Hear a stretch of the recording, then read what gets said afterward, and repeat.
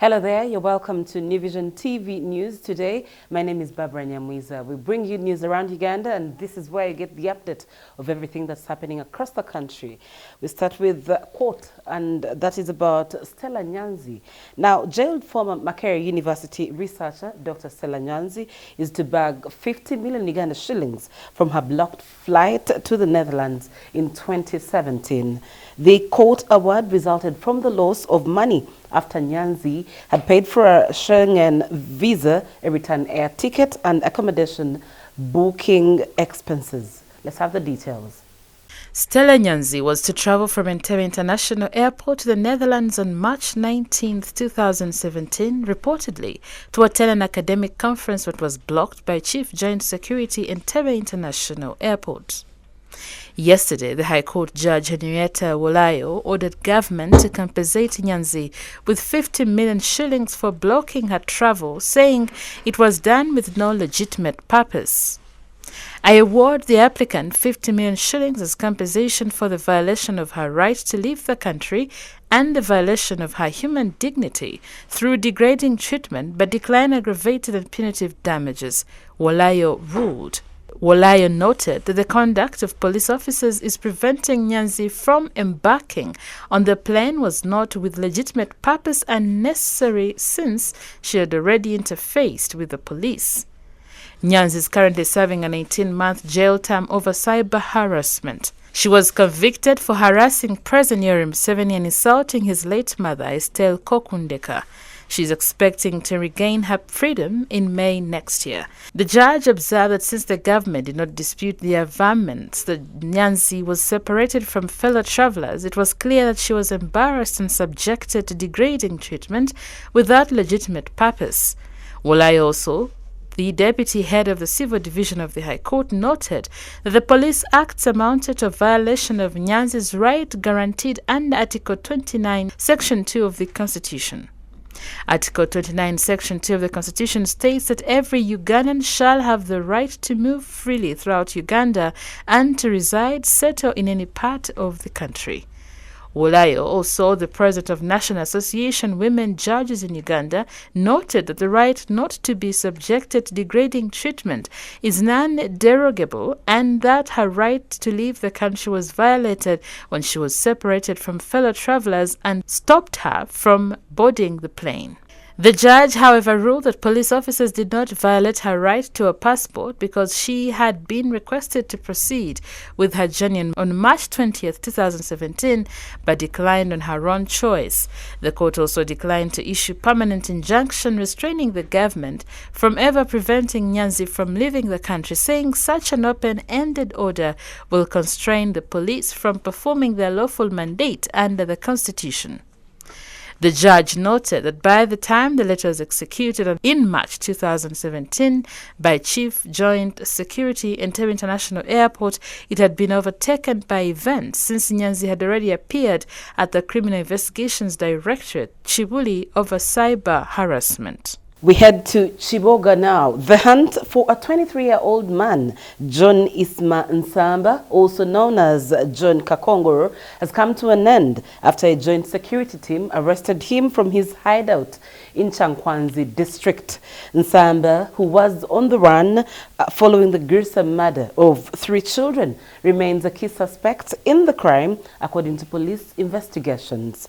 Michael Oding has the details. His arrest comes barely 2 days after the bodies of 4-year-old Mutesi Shurat, 7-year-old Nusura Nayebale, and 10-year-old Natkunda Asina were recovered a few meters from their home. Kakongoro, who was employed as a casual laborer at the girls' home and later fired over alleged theft, had reportedly kidnapped the girls and asked for a ransom. After kidnapping the children, Kakongoro left a note with his mobile number suggesting that the family contacts him regarding the negotiations for their release, according to police. Police spokesperson Fred Enanga confirmed yesterday that Nsamba was arrested from a hiding place, Bukwiri Village, Butemba Town Council. He admitted to his involvement in the triple murder of the female juveniles together with his accomplice Mawanda Allen, who was arrested on the 15th of December, Enanga revealed in a statement. According to police, Nsamba confessed that he murdered the victims after a ransom of 500,000 shillings was paid, leaving him in fear that the girls would identify him. The suspect also reportedly claimed that the father of the girls owed him 500,000 shillings that accrued when he took part in the construction work at one of the former's houses. However, Nsamba had initially asked for a ransom of 5 million shillings. According to Enanga, the two suspects will be charged with 3 counts of kidnap and murder. 4 other suspects linked to the murder have since been arrested. They include Engineer Godfrey Katerega, Hudson Ali, Ivan Sendeka, and Henry Ntwasi. It was not immediately clear by press time what role the 4 individuals played in the crime, but Enanga said they were an accessory to the murder. Police is still investigating the incident and searching for the murder weapon that the suspect reportedly used to slit the victims' throats. According to the 2018 Human Rights Commission report, there were 74 reported cases of kidnaps, of which 49 were in Greater Kampala. Among the cases were the kidnap and murder of Susan Magara, in which a ransom was paid.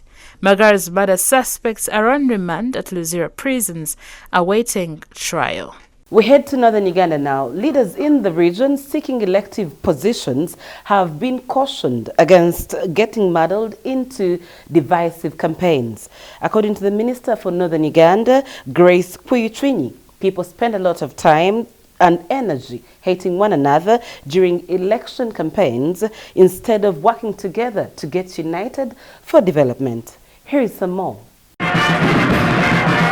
As the 2021 election campaigns draw closer, State Minister for Northern Uganda, Grace Kuyuchwinyi, has warned people seeking elective positions against divisive campaign methods. Receive it and own it. And protect it. Then we shall be happy. But if we always complain, government is doing nothing, yet I don't see any other person doing it except the government, I think we are lying. At least when we come to church like this, we also sit in peace. But you wait for us to go to another rally. The insult is on you. The one who is saying all sorts of things is also for you. You have put an agenda for development, somebody is busy shooting you down. By the time you go back home, you go back with a headache. That elections are around the corner. Next year is going to be very hectic. Now here we are seated as one. But as we get out there, we are going to get very divided. The same people of God are beginning to hate themselves. When shall we work as brothers and sisters? And then people forget and think that the campaigns is the only thing now. The minister, who was attending the Thanksgiving prayers at Soul Gospel Church in Gulu Town, said campaigns are very hectic and people should seek guidance from the church and focus on development. That is what will help us. It is not that hectic movement around. And so I want you already know who is good. Actually, if we were even lined up before you here without campaigning, you would say that I think the other one is better than the other one.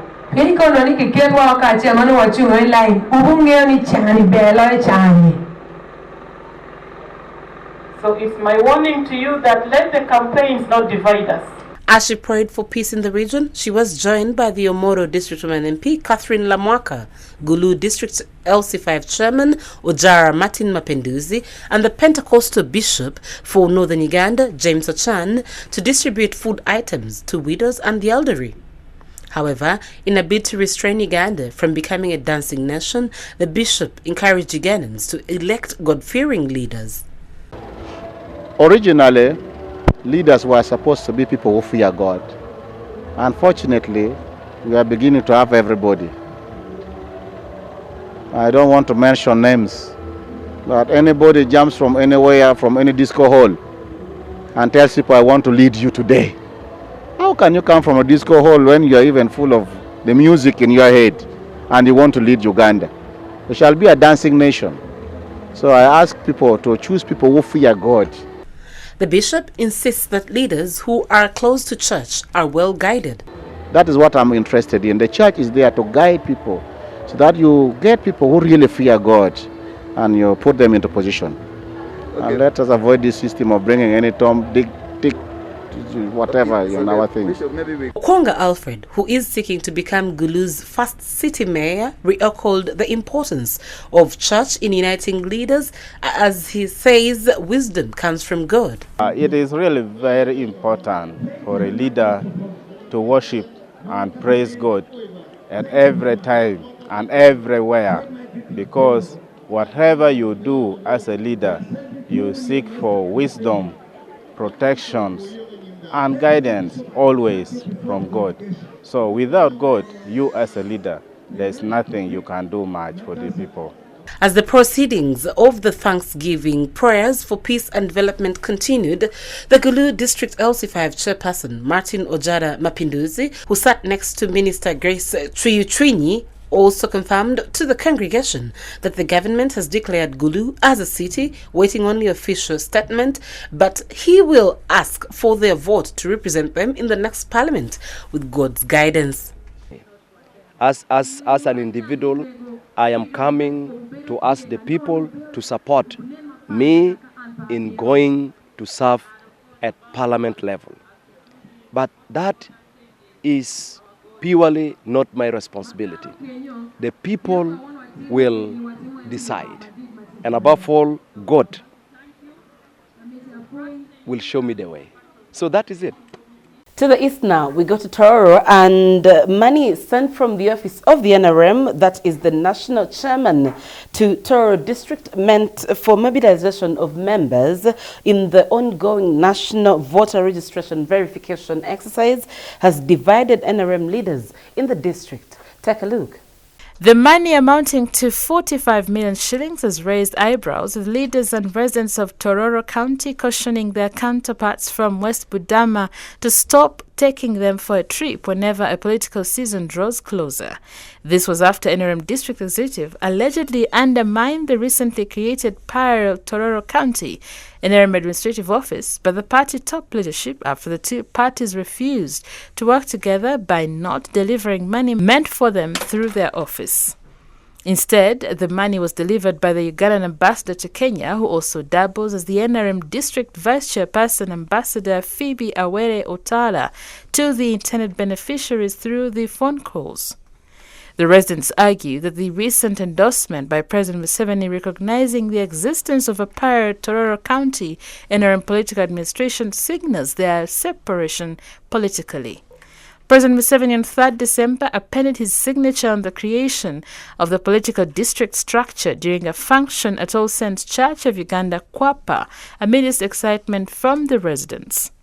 Speaking during a meeting that was chaired by the interim chairman, Tororo County Political District, Godfrey Othieno Otabong, the participants sent a passionate appeal Ambassador Otala to stop any kind of political intrusion in the country, or else she faces the wrath of the residents. The resolutions come at a time when Mrs. Otala is alleged to have pronounced that she is the only one who can infiltrate Tororo County freely or to sell her political interest.